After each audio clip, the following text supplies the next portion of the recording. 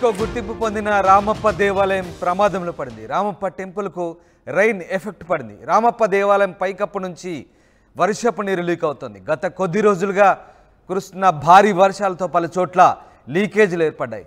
రామప్ప ఆలయం ఈశాన్యం వైపున ఉన్న 2 పిల్లర్లతో పాటు పలు చోట్ల పైకప్పు నుంచి వర్షపు నీరు లీక్ అవుతుంది. పైకప్పు నుంచి కురుస్తున్న వర్షపు నీటితో పూర్తిగా ఆలయం అంతా బురదమయంగా మారింది. భక్తులు కూర్చునే వీలు లేక ఇబ్బందులు పడుతున్నారు. గతంలోనూ పైకప్పు నుంచి నీరు లీక్ అవడంతో మరమ్మతులు చేశారు. అయినప్పటికీ లీకేజీ సమస్య తీరడం లేదు. ప్రపంచ వారసత్వ గుర్తింపు పొందిన రామప్ప దేవాలయం పైకప్పు నుంచి నీరు లీక్ అవుతుండడంతో భక్తుల్లో ఆందోళన మొదలైంది.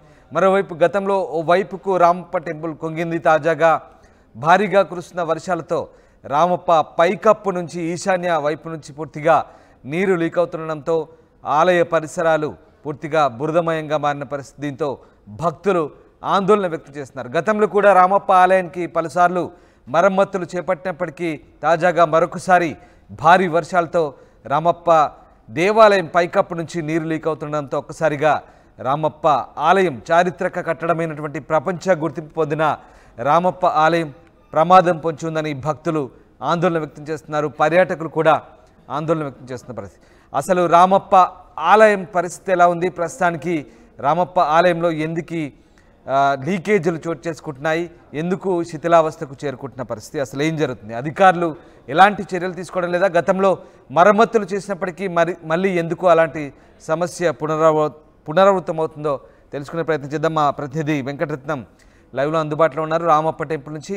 వెంకటరత్నం, రామప్ప టెంపుల్కు గతంలో కొన్నిసార్లు మరమ్మతులు చేసినప్పటికీ మళ్ళీ వర్షపు నీరుకే, కేవలం ఈ వర్షపు నీరుకే కొంగుతున్న పరిస్థితి. చాలా చారిత్రకమైనటువంటి ప్రపంచ వారసత్వ గుర్తింపు పొందినటువంటి ప్రస్తుతం ఈ టెంపుల్కి ఎట్లాంటి ప్రమాదం పొంచి ఉంది?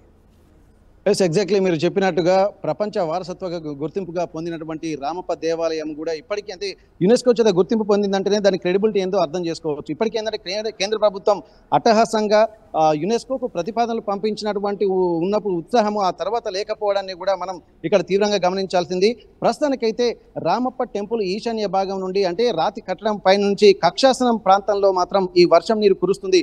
ఒకవేళ ఇట్లాంటి వర్షం నీరే కురుస్తుంటే ఏంటంటే రేపు మొత్తం ఈ ఒక ఆర్కిటెక్చర్ దెబ్బతినేటువంటి అవకాశం ఉంటుంది. దీన్ని దృష్టిలో పెట్టుకుని రామప్ప దేవాలయానికి ప్రపంచవ్యాప్తంగా పర్యాటకులు వస్తున్నటువంటి నేపథ్యంలో దాన్ని ఒక పర్యాటక ప్రాంతంగా గుర్తించడంతో పాటు ఇక్కడ ఒక పర్యాటకులను ఆకర్షించడం కూడా ప్రత్యేక సదుపాయాలు చేసి అక్కడ ఉన్నటువంటి స్థానికులు కూడా ఉపాధి పొందేటువంటి అవకాశాలు ప్రపంచ దేశాల్లో పలు ప్రాంతాలు అభివృద్ధి చేస్తుంటాయి. కానీ ఇక్కడ మన దగ్గరికి వచ్చేసరికి ఎంతో గొప్ప గొప్ప పర్యాటక ప్రాంతాలు ఉన్నప్పటికీ కూడా వాటిని పట్టించుకోకపోవడము, పర్యాటకంగా ఎలా అభివృద్ధి చెందాలన్నటువంటి కాన్షియస్ లేకపోవడం మాత్రం ఇక్కడ దారుణంగా చెప్పుకోవచ్చు. ఎందుకంటే 100 ఏళ్ల క్రితమే ఒక ఎంతో ముందు జాగ్రత్తతో చేసినటువంటి ఈ రామప్ప టెంపుల్తో పాటు వరంగల్లో ఉన్నటువంటి ఎన్నో పర్యాటక ప్రాంతాలు కూడా ఉన్నాయి. కానీ వాటిని పట్టించుకోకపోవడం అనేది ఇక్కడ దారుణంగా చూసుకోవచ్చు. యునెస్కో చేత గుర్తింపు పొందినటువంటి ఈ రామప్ప దేవాలయంకు సంబంధించి కూడా ఇది రామప్ప అంటే శిల్పి పేరు మీదనే ప్రఖ్యాతిగాంచింది. ఎక్కడ లేని ఒక గుర్తింపు ఇక్కడ రామప్పకు దక్కింది అనుకోవచ్చు. ఎందుకంటే కేంద్ర ప్రభుత్వం ఇప్పుడు ప్రస్తుతానికైతే మనం ఈ సేమ్ ఆర్కిటెక్చర్ కూడా ఇక్కడ ప్రస్తుతానికి 1000 స్తంభాల దేవాలయంలో ఉన్నాము. ఇట్లాంటి ఆర్కిటెక్చరే ఇక్కడ రామప్పలో ఉంటుంది. ఒకసారి రామప్ప దేవాలయాన్ని ఇమాజిన్ కూడా చేసుకోవచ్చు మనం దీన్ని చూసుకుంటూ. ఎందుకంటే ఇప్పటికీ కేంద్ర ప్రభుత్వం యునెస్కోకు ప్రతిపాదనలు పంపినప్పుడు ఒక 3 ప్రధాన అంశాలని కూడా ఇక్కడ పంపించింది. ఒకటేమో తేలియాడేటువంటి ఇటుకలు రామప్ప టెంపుల్లో కట్టినటువంటి పైకప్పులో ఉన్నటువంటి ప్రత్యేకమైనటువంటి క్రెడిబిలిటీ. మరొకటేమో ఇక్కడ దాదాపు 100 ఏళ్ళు అంటే 12, 13వ శతాబ్దంలో కట్టినటువంటి రామప్ప టెంపుల్ ఇక్కడ ఇప్పటికీ రంగు చెదరకపోవడం అనేది రెండో క్రెడిబిలిటీగా చూసుకోవచ్చు. కానీ ఇక్కడ మరొకటి ఏంటంటే ఎక్కడా లేని ఒక అద్భుతమైనటువంటి క్రెడిబిలిటీ పర్యాటకంగా ఒక శిల్పి పేరు మీద ఇక్కడ ఈ రామప్ప దేవాలయం ఉండడము, దానికి సంబంధించి రామలింగేశ్వర స్వామి ఇక్కడ భక్తుల పూజలు అందుకుంటున్నప్పటికీ కూడా శిల్పి పేరు మీద ఉండడం కూడా ఒక ప్రాధాన్యత సంతరించుకునే అంశము. అయితే ఇప్పటికీ దాదాపు 2020లో కేంద్ర ప్రభుత్వం ప్రతిపాదనలు దానికి పంపించింది యునెస్కోకు 3 ప్రధాన అంశాలను దృష్టిలో పెట్టుకొని 2021 జూన్ 15 అంటే మీరు ఎక్కడైతే నీరు కారుతుందో వర్షం నీరు అక్కడ ఎక్కడైతే డ్యామేజ్ జరిగిందో ఆ ప్రాంతానికి కాస్త దగ్గరలో ఉన్నట్టున్నారు, వెళ్ళే ప్రయత్నం చేస్తారు. అక్కడ ఉన్నటువంటి సిచ్యువేషన్ ని మనం అందరికి నేరుగా చూపించే ప్రయత్నం చేయొచ్చా?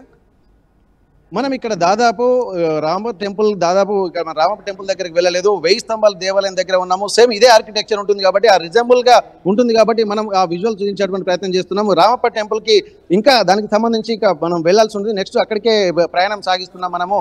ఆ తర్వాత ఇక్కడ మనం ఒక్కసారి ఏంటంటే ఇంత జరుగుతున్నప్పటికీ కూడా ఇక్కడ అది central government, central archaeology department వాళ్ళు కూడా దీన్ని నిర్ణయం తీసుకోవాలి. ఎందుకంటే స్థానికంగా కూడా ఎలాంటి అనుమతులు కూడా లేకుండా ఇక్కడ ఏం దిద్దుబాటు చర్యలు కూడా రిపేర్ కూడా చేపట్టడానికి ఇక్కడ అవకాశం లేదు.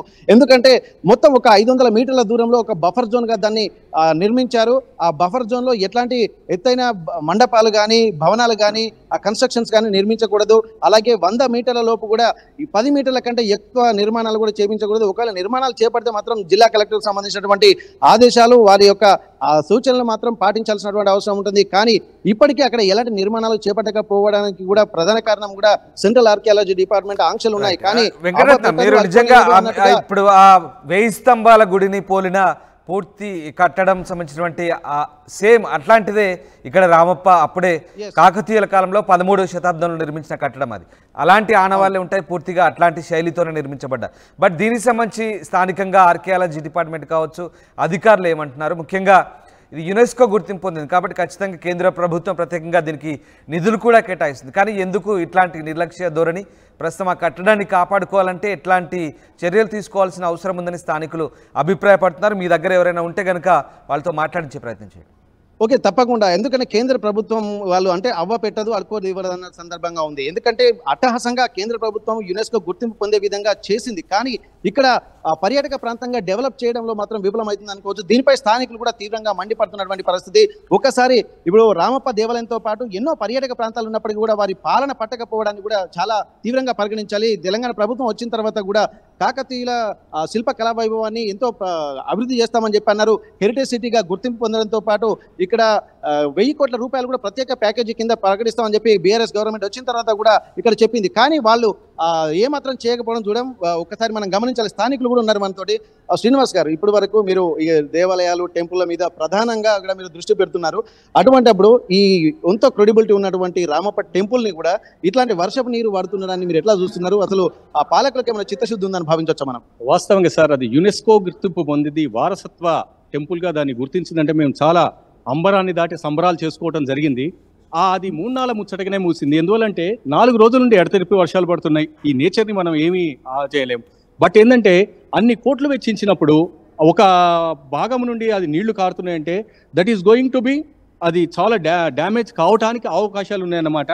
ఎందువల్లంటే ఎన్నో వేళ్ల క్రితం కట్టిన ఈ టెంపుల్స్ని వారసత్వ, మేము వరంగల్ వాసులు అంటే మా మిత్రులందరూ అంటారు, మీ వరంగల్ వస్తాం, రామప్ప చూస్తాం, కోట చూస్తాం, 1000 పిల్లర్ టెంపుల్ చూస్తామని ఒక ప్రివిలేజ్గా వాళ్ళు భావిస్తారన్నమాట. మేము ఇక్కడ ఉంటాం కూడా చాలా గర్వంగా భావిస్తున్నాం. సో ఇక్కడ కూడా ఒక 15 సంవత్సరాల క్రితం మీరు ఆ 1000 కాళ్ళ మండపం చూశారు. దాన్ని అట్టహాసంగా దాన్ని పునర్నిర్మించడానికి తీశారు. ఆ టెక్నాలజీ వాళ్ళకి అర్థం కాక అది కట్టడానికి రమారమి 15 సంవత్సరాలు పట్టింది. 15 సంవత్సరాలు. అప్పటి కలెక్టర్ గారు అయితే ఏంటి, ఈ మందిర టెంపుల్ పూజారి గారే గంగు ఉపేంద్ర శర్మ గారు వారి చొరవతోటి అది ఒక స్థాయికి వచ్చింది.